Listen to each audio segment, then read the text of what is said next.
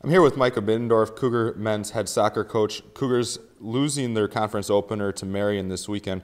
Coach, if you could give us a little insight on how your team performed this weekend despite the loss.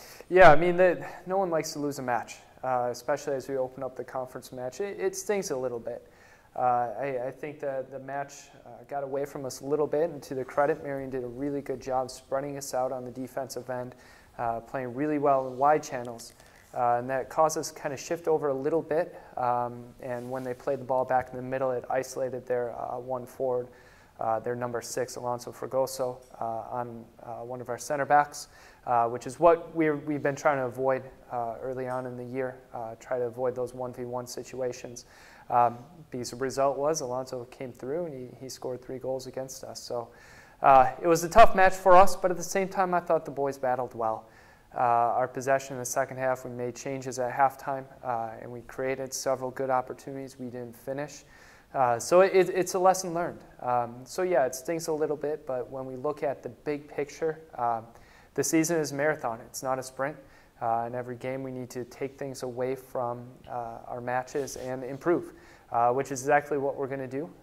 Looking forward, we have 2 non-conference matches this week that we expect to do very well in. So we're looking forward to it. One person we got to talk about from his performance this weekend, Nick Cardenas, the Cougar Male Athlete of the Week, scoring his first career goal, beating the Sabres goalkeeper from a 25-yard outshot. Talk about him and his adjustment, especially being a team captain, and how he's been able to lead the team this year. Yeah, the one thing that I absolutely appreciate about Nick is just he's very consistent. He never lets his emotions get the best of him. Comes in with a good work rate, good mindset every single day. And I'm happy for him. Happy for him that he's finding the success on the field. Obviously, with his first goal, it was a wonderful shot. And we're looking for more of the same from him as the season goes on. Getting ready for those 2 non-conference matches, first of those being Blackburn, this midweek game. Talk about how you need to get your team ready to train for this week, get the defense shored up to keep those shots coming from George Guzman, who's performed very well this year for you guys, but he's been put in some tough situations. Yeah, and that's the life of a goalkeeper, where sometimes you're going to be kind of the focal point of the defense, where he's getting a little too much action in these first couple of matches in which he's played.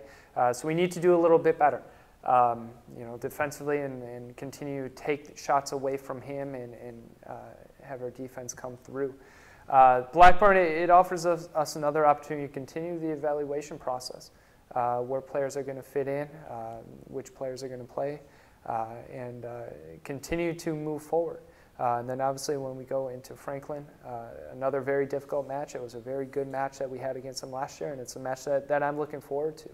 I think as far as our preparations for these 2 matches, first off, I need to make sure that the boys understand the travel component, because they are going to be longer trips. We're going to do both of them in a day.